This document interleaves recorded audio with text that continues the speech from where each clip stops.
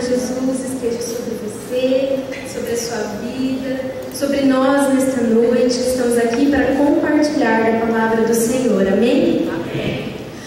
Semana passada eu estava sentada bem ali, aí o Fábio sentou do meu lado e falou assim: você vai estar aqui semana que vem? Aí eu olhei para ele e falei: não.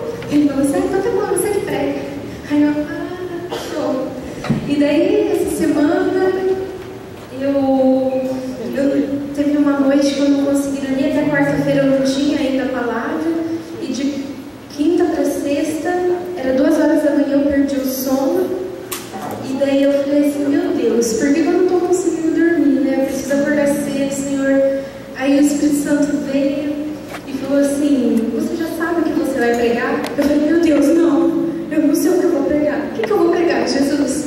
Aí o Espírito Santo veio e falou assim: 1 Pedro, a hora que eu abri a Bíblia, eu li o versículo e falei: meu Deus, Deus está falando comigo, porque eu li e o Senhor falou. Só que assim, gente, a missão de pregar ela não é muito fácil. Subir aqui, minha mão estava gelada, eu estava tremendo, meu pé está suando, continua suando, porque não é fácil transmitir algo que vem do céu, não é fácil transmitir uma mensagem que não é minha, não vem de mim, mas vem de alguém superior e de alguém que quer o bem de todos vocês. Então eu não posso permitir que eu fale algo meu. E eu fiquei: meu Deus. Daí eu comecei, a cabeça carne, a gente é uma coisa terrível. Daí eu comecei assim: meu Deus, será que eu estou falando a coisa certa? Será que não é coisa da minha cabeça? Será que eu não estava delirada com sono, 2 horas da manhã? E de repente o Cleiton veio, pegou o microfone e começou a falar exatamente, o Senhor confirmando, testificando no meu espírito aquilo que Ele gostaria de transmitir para a igreja hoje. Ou seja, um só Espírito, o Espírito unido. E é por isso que eu louvo ao Senhor. E por mais um momento eu gostaria que você ficasse de pé, para que a gente declarasse que esse amor não falha, o Senhor não nos deixa confundido, o Senhor não nos deixa enganado de forma nenhuma. A Bíblia fala, e esta canção também diz que Deus não mudou, Ele é o mesmo para sempre. O mundo mudou, os tempos mudaram, mas Deus continua o mesmo, à procura dos verdadeiros adoradores, daqueles que o adoram em espírito e em verdade. Então que nesta noite você possa ser achado do Senhor como um verdadeiro adorador, declarando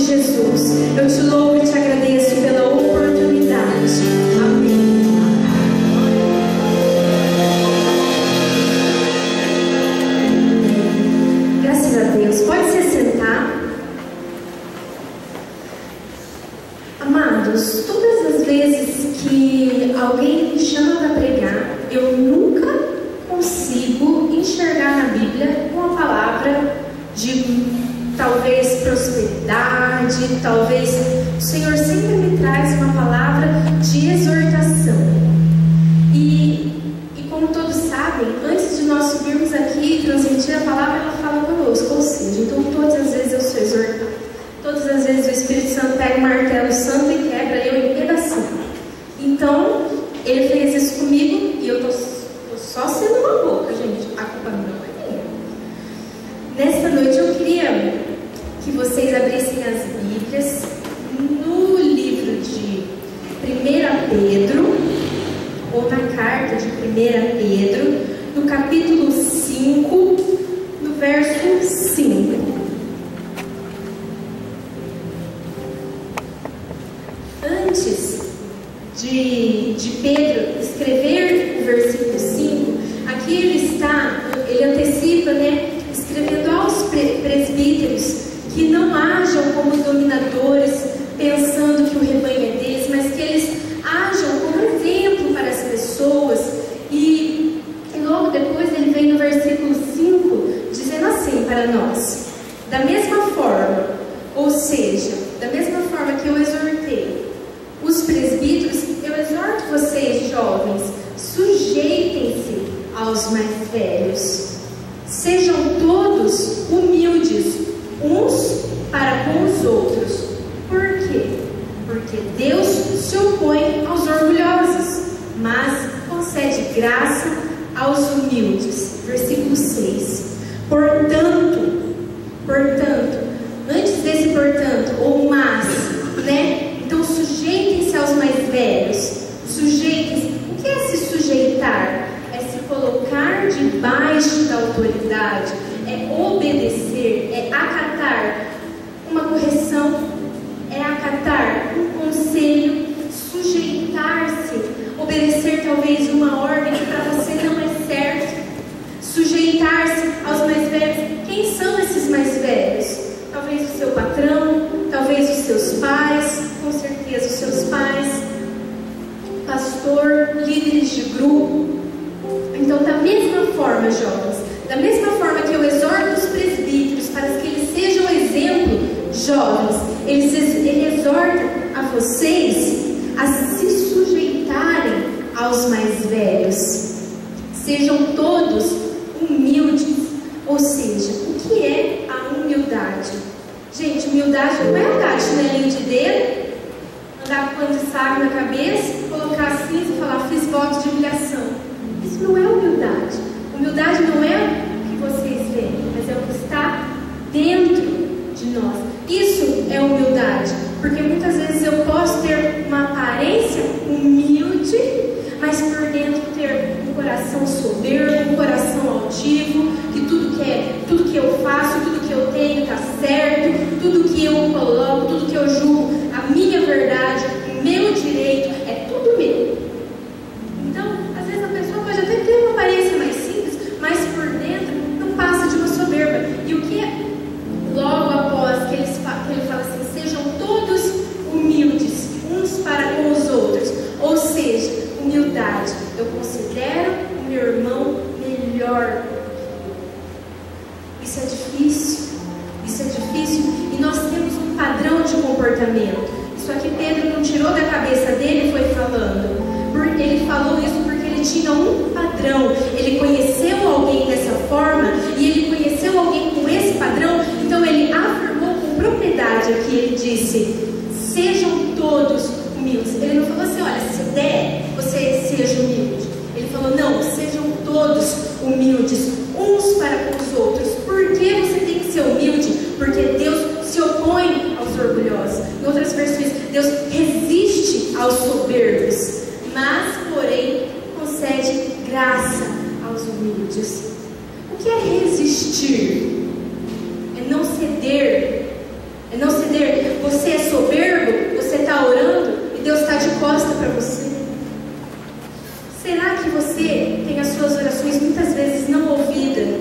Talvez porque Deus não se importa com você, ou porque talvez o seu coração é soberbo demais para que Deus possa ouvir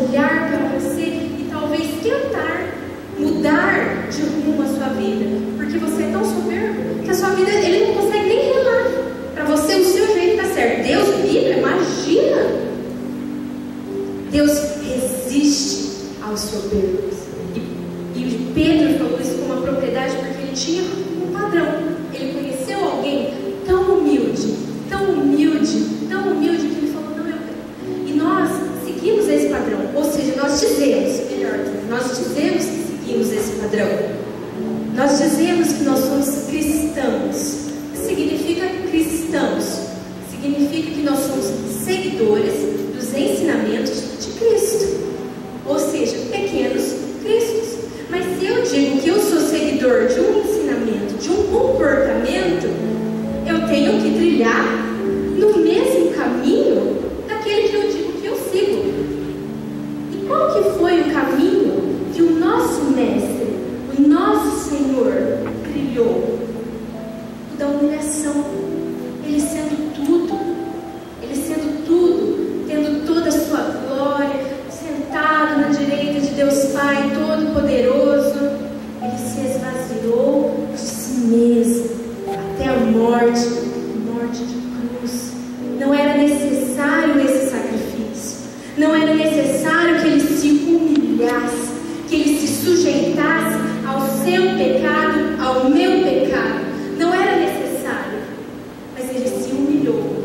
E Pedro foi um dos discípulos, e caminhando do mesmo lado, caminhando ao lado de Jesus, ele afirma aqui com propriedade: jovens, sujeitem-se aos mais velhos. Sejam todos humildes, porque Deus resiste aos soberbos, mas porém concede graça aos humildes. Você põe para mim Filipenses 2 no telão? Vamos ler aqui o nosso padrão, o nosso modelo de comportamento, para que vocês não achem que eu estou dizendo algo que não está escrito. Filipenses 2:1. Portanto, se há alguma exortação em Cristo, se há alguma consolação de amor, se há alguma comunhão do Espírito, se há alguns entranháveis afetos e compaixões, completai o meu gozo, para que tenhais o mesmo modo de pensar, ou seja, tenham o mesmo modo de pensar, tendo o mesmo amor, aquele que amou, independente do que o meu próximo fazia, independente do que eu e você fazia, Cristo nos amou. Então completai o meu gozo, completai a minha alegria, para que tenhais o mesmo modo de pensar, o mesmo modelo mental. Eu sou o terceiro, Deus em primeiro lugar, em segundo lugar o meu próximo, eu sou o terceiro. Este modo de pensar, tendo o mesmo amor, o mesmo ânimo, pensando a mesma coisa. Nada façais por contenda ou por vanglória, mas com humildade. Cada um considere os outros superiores a si mesmo. Nada façais por contenda ou por vanglória. Nada façais para que você seja glorificado, para que você seja exaltado, para que você, por seus próprios meios, suas próprias vias, receba do homem uma exaltação. Considere os outros superiores a si mesmo. Não olhe cada um somente para o que é seu, mas cada qual também para o que é dos outros. Não olha só para o seu umbigo, olha ao seu redor. Não olha só para o seu umbigo, comunhão cristã, seus abertos, mas olha ao seu redor. Olha Arapongas, olha Paraná, olha o mundo aí fora. Tende em vós aquele sentimento que houve também em Cristo Jesus, o qual, subsistindo em forma de Deus, ali ó, nosso padrão, não considerou o ser igual a Deus, coisa a que se devia aferrar, mas esvaziou-se a si mesmo, tomando a forma de servo, tornando-se semelhante aos homens. E achado na forma de homem, humilhou-se a si mesmo, tornando-se obediente sujeitando-se, humilhando-se, tornando-se obediente até a morte e morte de cruz. Pelo que também Deus o exaltou soberanamente e lhe deu um nome que é sobre todo o nome, para que ao nome de Jesus se dobre todo o joelho dos que estão nos céus, na terra e embaixo da terra. Vamos até aí. Aqui, neste pequeno texto que nós lemos, nós vimos o nosso padrão de comportamento. Jesus, sendo Deus, não usurpou ser igual a Deus. Não quis ser igual, mas humilhou-se até a morte e morte de cruz, por mim e por você. Se Cristo, o Todo-Poderoso, fez isso por mim e por você, se esvaziou, por que a gente se acha alguma coisa? Por que a gente tem dificuldade em se humilhar? A gente fala humilhar na impressão que as pessoas pisam em nós. A gente fala humilhação, a gente não consegue assimilar a humilhação do padrão que nós acabamos de ler. Nós assimilamos a humilhação como uma coisa ruim, como uma coisa que muitas vezes não traz êxito, que muitas vezes não traz benefícios, e muitas vezes não traz. Muitas vezes a gente não quer trabalhar no grupo de serviço, muitas vezes a gente quer estar aqui. A gente quer ser amigo famoso. A gente quer ser amigo da Karina, filha do pastor Júlio. A Letícia não serve. Ela não é filha do pastor Júlio. A gente quer ser amigo famoso. A gente quer reconhecimento e mérito pelas nossas próprias vidas. A gente não quer esperar do Senhor. E a Bíblia fala que Jesus não foi reconhecido. Primeiro que nós todos conhecemos a história. Tinha Barrabás e tinha Jesus. Quem que eles soltaram? Barrabás. Ou seja, não era ali um momento da humanidade ter exaltado Jesus como Senhor e Salvador. Não, eles ali, aniquilaram toda a possibilidade de reconhecimento do Senhor, eles acabaram ali. Tudo com um propósito. Mas a humanidade não reconheceu o Senhor ali naquele momento. Então por que nós queremos reconhecimento dos outros? Por que nós queremos tapinha nas costas? Ai, cuidei tanto das crianças, mas o Fábio nem falou nada. A Thaís então nem olhou para mim. E eu estava lá, perdi o culto. Ela estava lá, mas o pastor Júlio que eu estava lá com as crianças. Quando uma pessoa tem um pensamento dessa forma, o que ela está esperando? Tapinha nas costas, reconhecimento humano. E ali nós vemos que o nosso modelo, o nosso mestre e Senhor, ele disse, a Bíblia fala que Deus o exaltou. Não foi Pedro, não foi Paulo, não foi aquele povo que tinha o poder de libertar, não. Deus o exaltou soberanamente. Alguém teria poder de dar ao Senhor Jesus um nome que é sobre todo o nome? Não, só o Senhor deu um nome a Ele que é sobre todo o nome, do qual todo joelho se dobra, nos céus, na terra e embaixo da terra. Isso é cristianismo. E se isso te assusta, se isso te apavora, se humilhar, bem-vindo ao cristianismo de verdade. Quando a Bíblia fala assim, olha, se o teu irmão te dá um tapa, jamais, eu dou outra. O que a Bíblia fala? Ele dê a outra face. Imagina se eu levar um tapa, capaz que eu vou dar a minha outra rosto, meu outro lado da face, outro rosto, aí eu outro rosto. Imagina se alguém pedir a túnica, dá lá na capa. Imagina se alguém vier pedir alguma coisa pra mim, eu falo que eu não tenho. Se alguém vier pedir a túnica pra você, você olha e fala assim, eu não tenho nem pra mim, vou ter pra você. Nós somos individualistas. E aqui, nós somos soberbos, orgulhosos, tudo pra mim, tudo meu, tudo eu. Nós somos insuflados no nosso ego de que tudo é nosso, que Deus me ama e eu faço todas as coisas naquele que me fortalece. Só que a gente se esquece que vem antes do posso todas as coisas daquele que me fortalece. Que Paulo havia padecido, que Paulo havia sofrido, que Paulo havia talvez passado fome, talvez sido humilhado. Nós esquecemos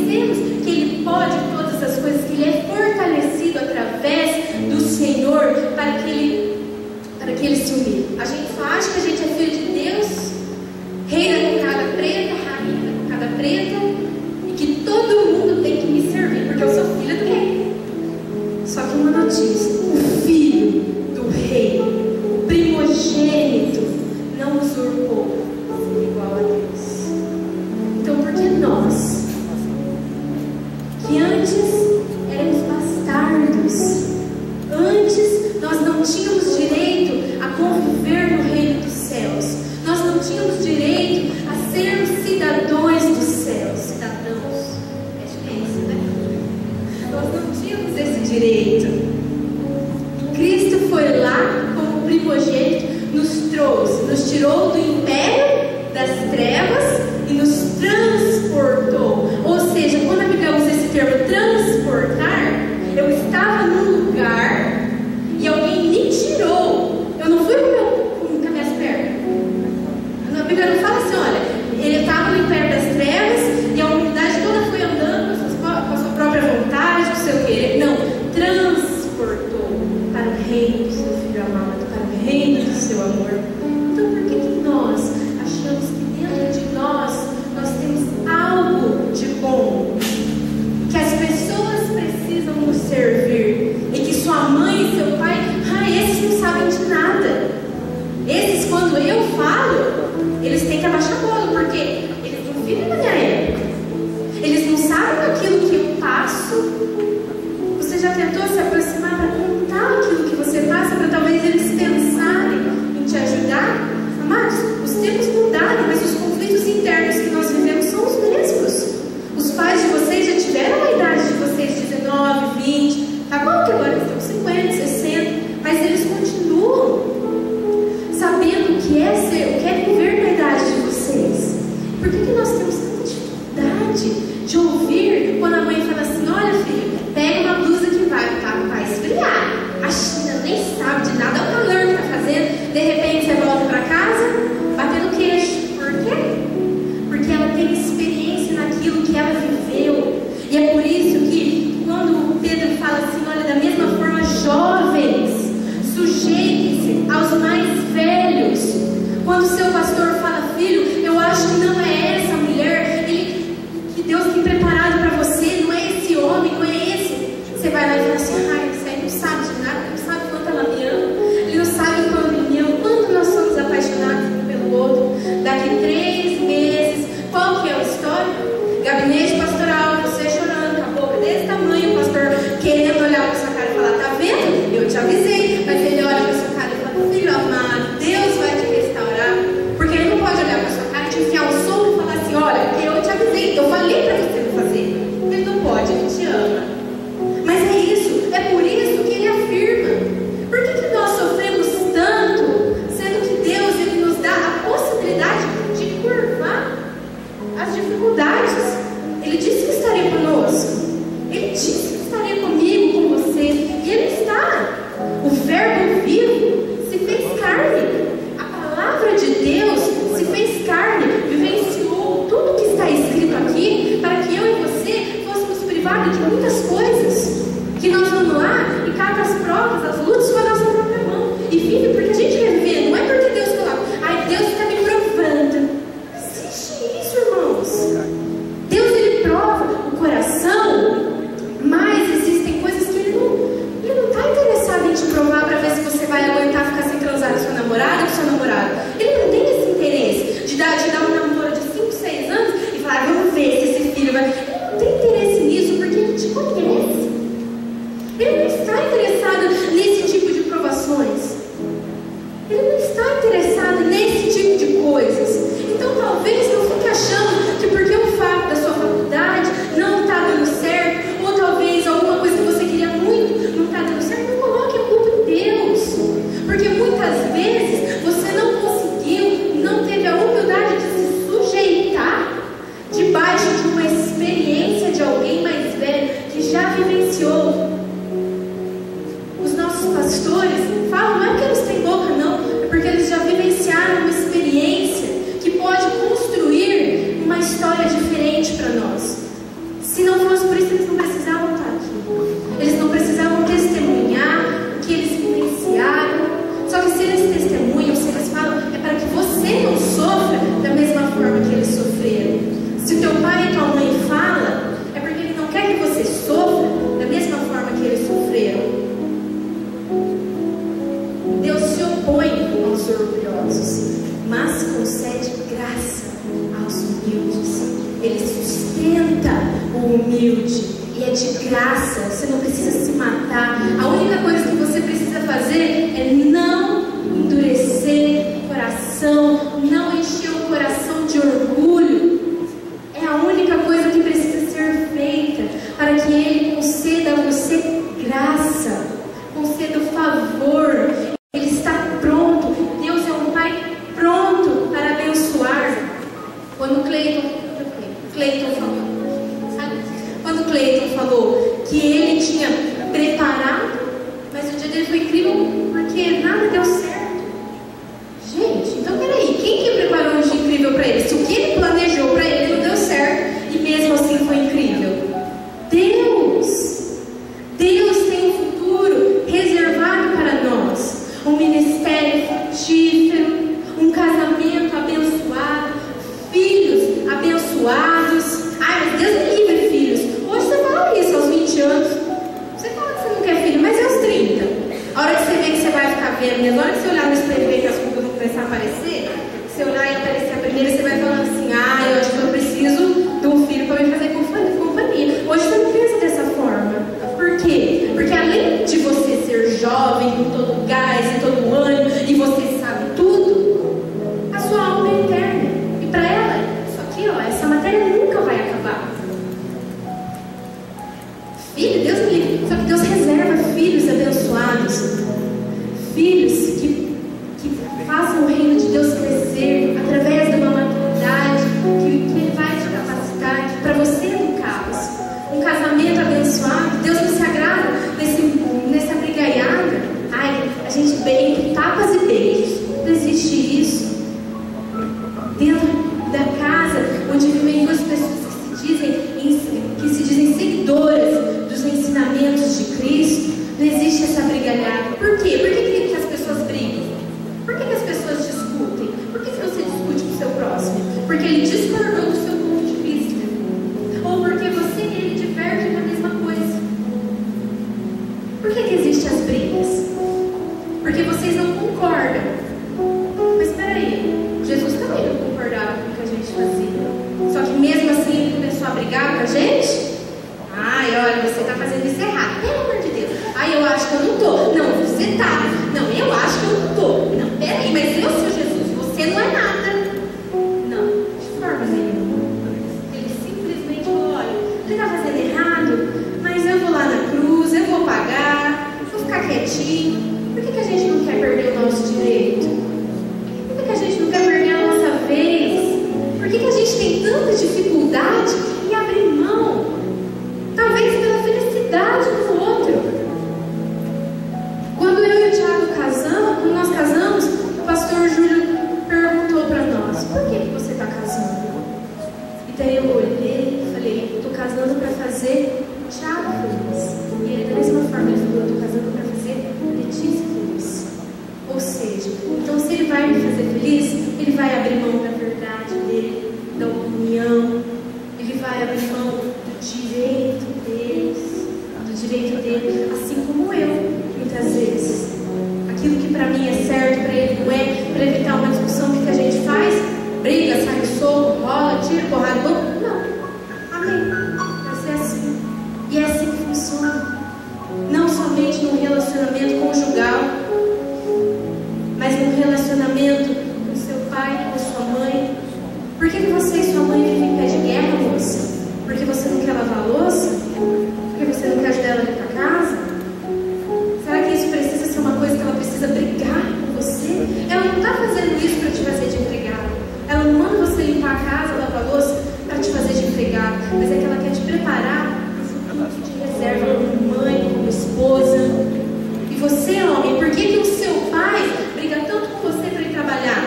Para te ver longe, para te ver livre? De forma nenhuma. O seu pai te incentiva tanto para o trabalho, para você criar responsabilidade, para você poder sustentar a sua mulher e os seus filhos. É para isso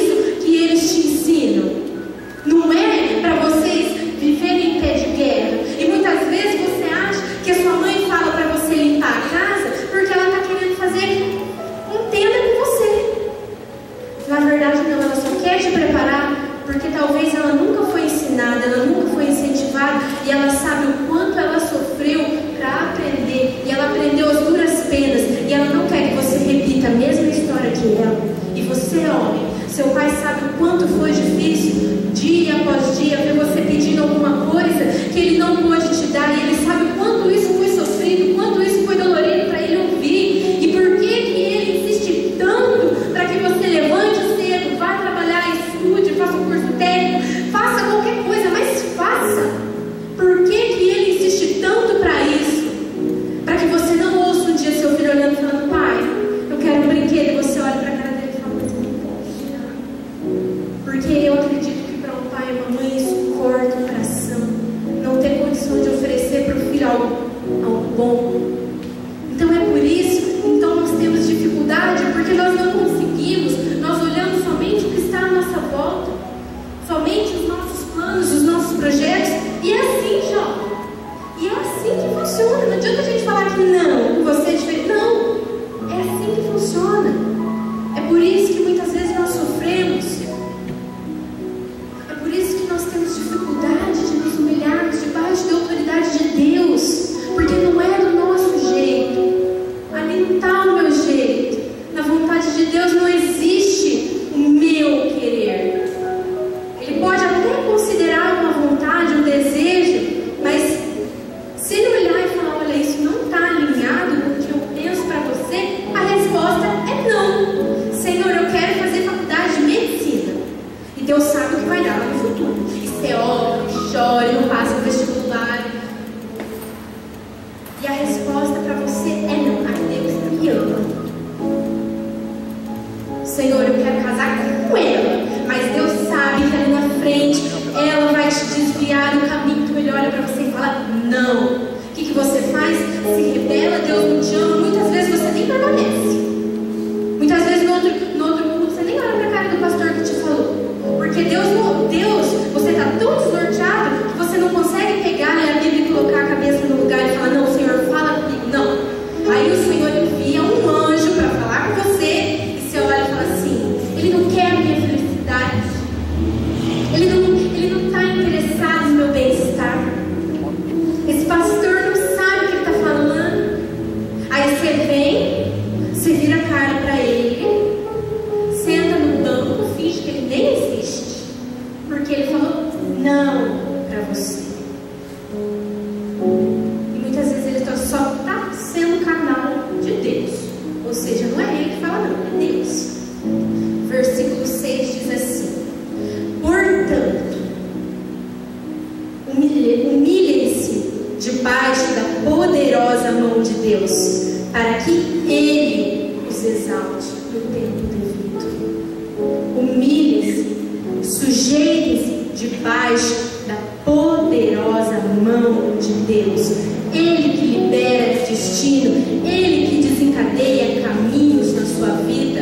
Não é pelos seus próprios meios. Por que você vê muitas pessoas girando e não saindo do lugar? Porque Deus não desencadeou aquilo que Ele gostaria. Então você gira em torno do seu ego, em torno da sua própria vontade, em torno do seu querer, mas você não sai do seu lugar. Você não caminha, você não prospera. E prosperidade, a última prosperidade que eu penso na financeira quando eu uso essa palavra. Você não prospera emocionalmente, não consegue criar vínculos, relacionamento com o pastor, com pessoas que estão à sua volta. Muitas vezes você acha que o problema está nos outros, mas espera aí, a igreja tem quantos? 300, 400 membros? Não sei. Aí está todo 300, tem 400. 399 está errado, você é a única pessoa certa? Você acha que na sua matemática não tem algo errado?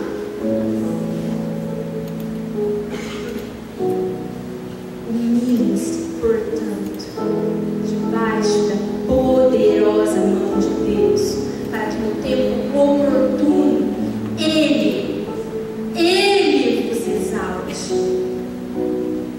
Ele vos exalte. Não fique achando que você vai conseguir exaltação do homem pelos seus próprios meios, seus próprios méritos. Logo após, no versículo 6 ainda, diz assim: lancem sobre ele toda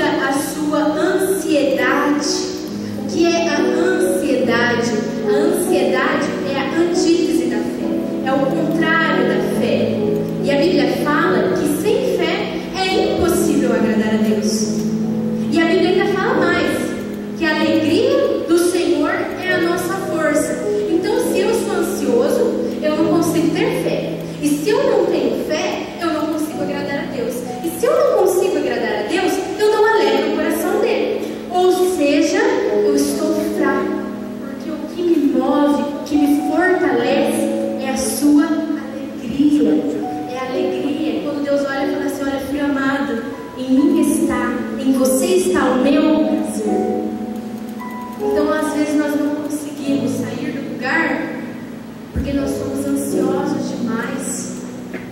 Nós não conseguimos esperar o tempo certo, o tempo oportuno da exaltação de Deus, não dos homens. Nós não conseguimos esperar o tempo oportuno que Deus prepare a moça, o moço que vai dividir. Não é somente uma casa, mas é uma vida com você.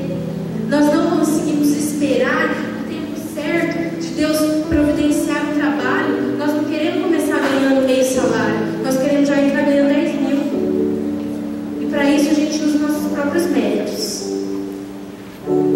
Para isso a gente puxa saco do patrão. Para isso a gente faz o que o patrão pede. O patrão é a única oportunidade que ele tem de conhecer o perfume de Cristo através da sua vida. Ele é um corrupto e você é o perfume de Cristo. E ele é a única oportunidade da vida que tem de conhecer o perfume de Cristo. Só que você, para conseguir uma promoção, sair dos 300 reais e ganhar 10 mil, o que você faz? Obedece à corrupção. Ele pede para você fazer qualquer coisa errada que vai contra os projetos de Deus. O que você faz? Vai igual o cachorrinho. Quer que você estacione o carro, patrão? Quer que eu faça isso? Quer que eu faça aquilo? A gente não espera o tempo oportuno da exaltação de Deus. Às vezes Deus nem tem propósito de te dar 10 mil na vida. Você vai morrer ganhando 300 reais. Mas o que interessa é o que Ele vai te surpreender, porque você pode ganhar 300, mas ter coisas melhores do que uma pessoa que ganha 10. Porque não é você, não é o seu mérito e não é o seu esforço. É Ele. Quando a Bíblia fala: buscai em primeiro lugar o reino de Deus e a sua justiça, aquilo que o Senhor considera justo, reto, bom, puro, buscando todas essas coisas, a santidade, como nós declaramos que Ele é santo, santo, santo, e que nada se compara ao Senhor, que nada se compara a Ele.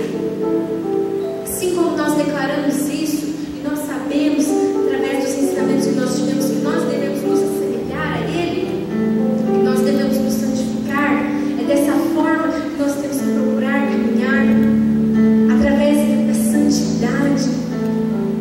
Ele exalta o tempo oportuno. Ele exalta o tempo oportuno. Ele prepara o casamento, a festa, a boda de prata, de ouro.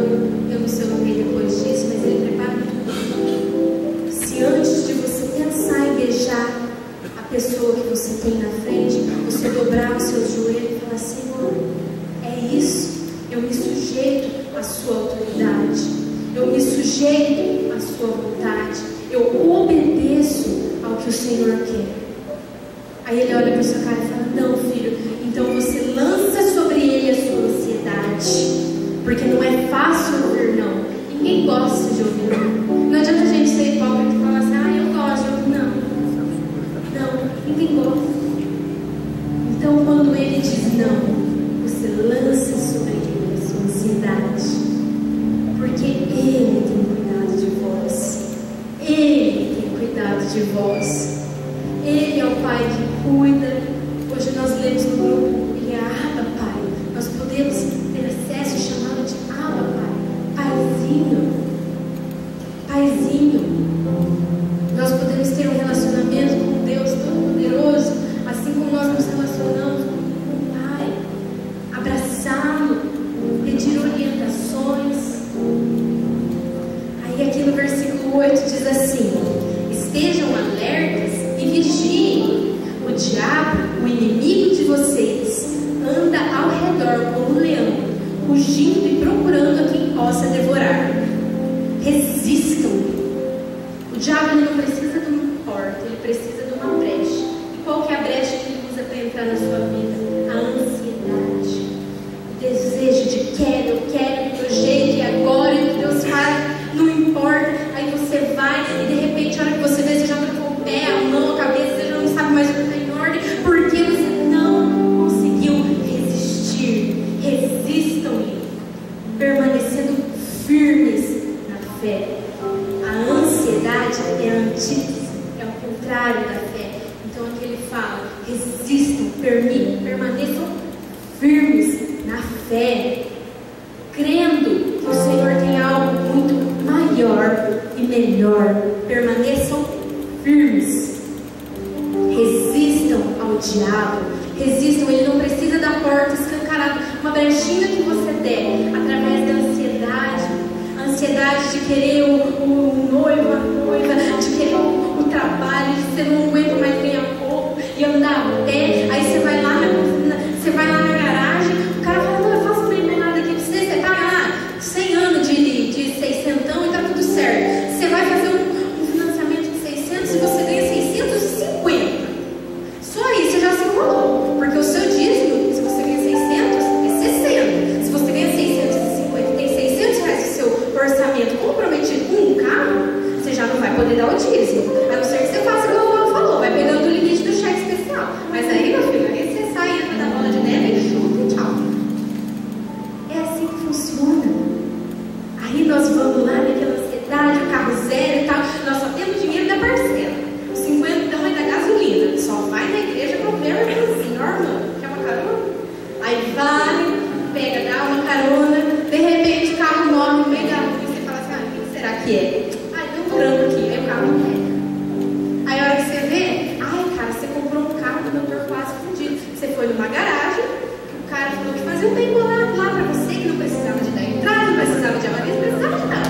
Ele fez um bem bolado pra você, você entrou, você confiou, não, porque a sua ansiedade você nem orou. Corre o risco de Deus falar: não, então nem vou pedir. Aí você foi, comprou o carro morre, daí o cara chega, o mecânico e fala: ô cara, você não viu que o motor do carro estava quase fundido? Ah, não, essa você deu uma cara. Aí você começa a querer quebrar a parede com a sua cabeça. Por quê? Porque você não perguntou nada pra ninguém. Porque você queria. Era um negócio que ia dar super certo. Você tinha dinheiro pra pagar. Só que daí o motor do carro é lá mais 3 mil reais. Quanto você ganha? 600. Quanto você paga da parcela? Você ganha 650. Você paga da parcela 600. Para pagar 3 mil do motor fundido, o que você faz? De 50, você vai acabar só. Acho que nem seus netos vão terminar de pagar. Por quê? Ansioso, não sabe? Eu não quero dar pé. Deus, eu rejeito. Eu sou filho do Senhor. Eu não ando a pé. Soberbo. Ninguém pode saber que eu ando a pé. Imagina se os outros sabem que eu não tenho um carro. Então o carro pode puxar meu rabo, mas o carro tem lá pra andar.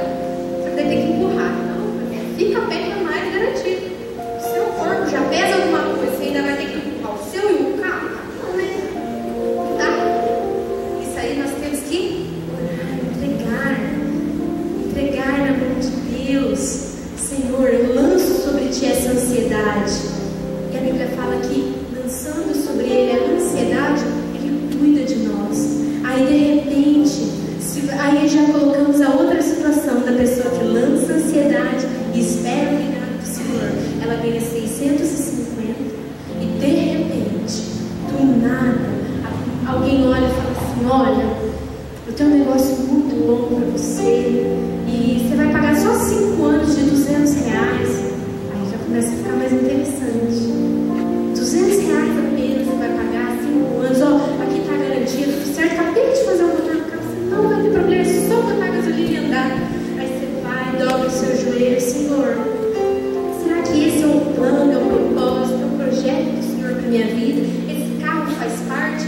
Amados, o carro também a gente precisa colocar debaixo os mínimos detalhes, porque a Bíblia fala que uma folha não cai de uma árvore se Deus não permitir. Se a folha, que é tão uma coisa tão simples que a gente talvez nem percebe, passa outono, entra verão, primavera, inverno, e a gente vai passar o resto da vida sem perceber a folha cair da árvore. Mas eu já reparei, ela só caiu, e o dia que você vai lembrar, ela só caiu porque Deus quis que ela caísse. E é assim que a Bíblia fala. Então imagina aquele a quem ele ama, os semelhantes dele, como que ele não vai governar? Daí a pessoa ora, Deus confirma, traz paz. A Bíblia fala que a paz seja o árbitro das suas decisões. Aí você sente paz, você vai lá, compra, aí parece que o dinheiro multiplica, que aqueles 200 nem faz falta. Gente, isso aí, é impossível? Não, peraí, gente,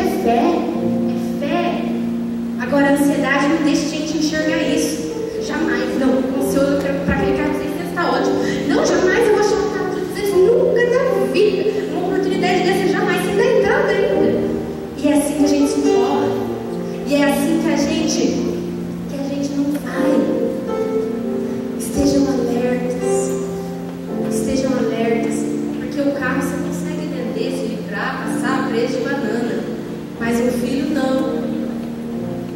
Um filho não dá.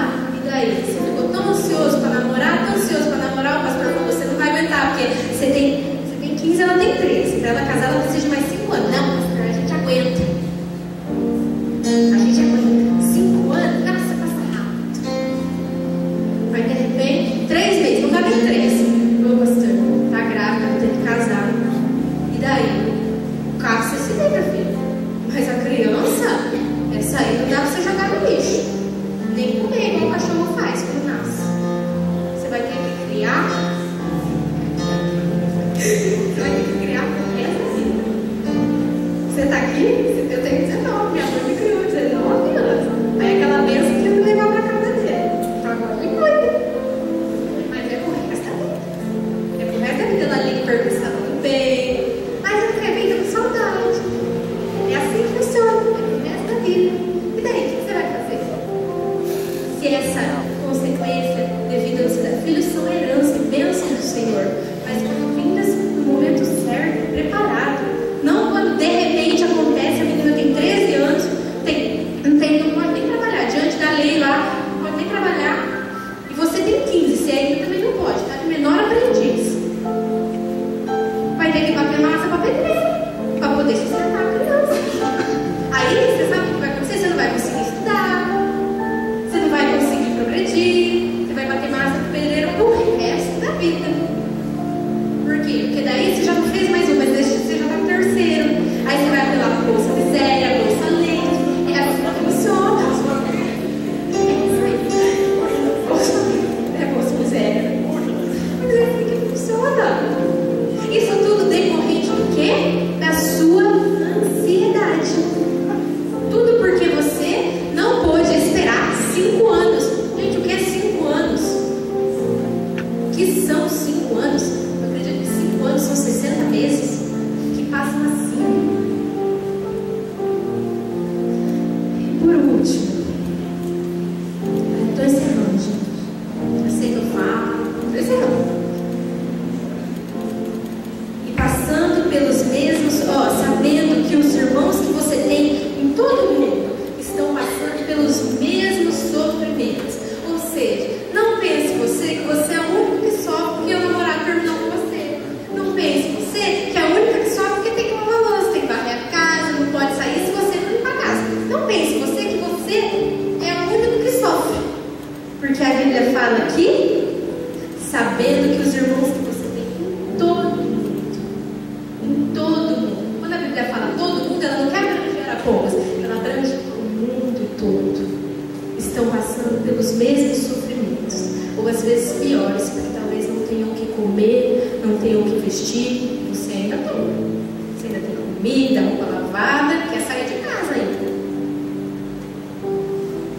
O Deus de toda a graça, de todo favor, que os chamou para a sua glória eterna em Cristo Jesus.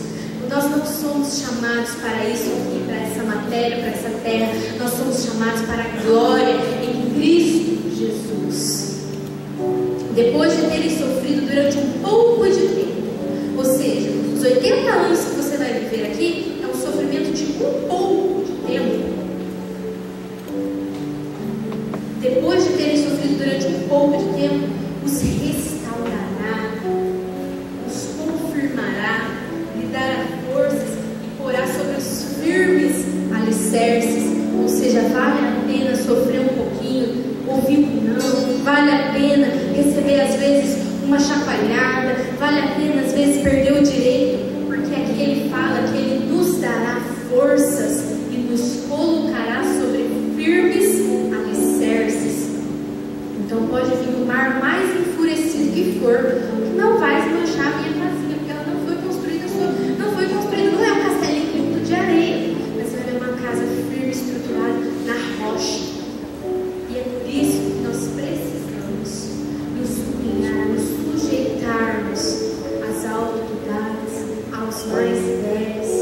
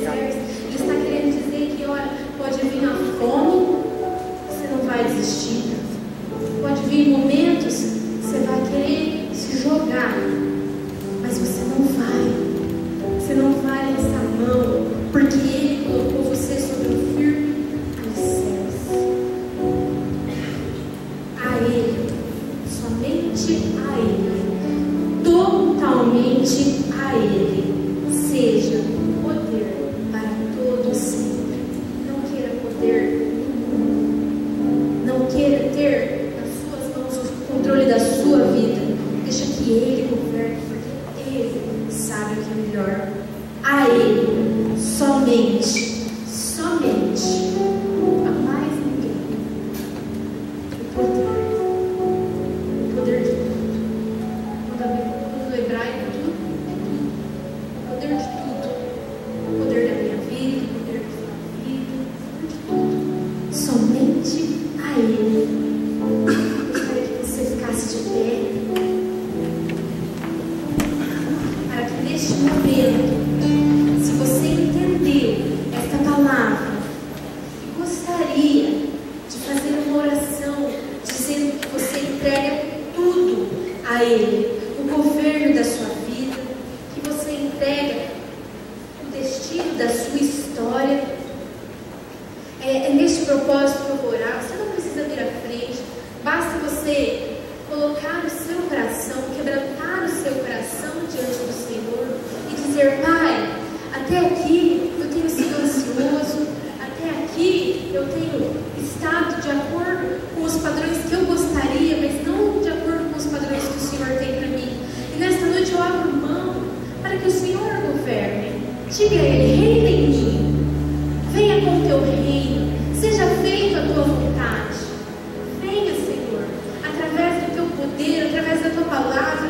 Amados, dedique-se a ler a palavra do Senhor, porque aqui muita da sua ansiedade ela cai por terra, porque aqui você consegue ver que homens de Deus venceram, que um homem de Deus venceu a prisão, o outro foi tão bom que Deus levou, não foi transladado.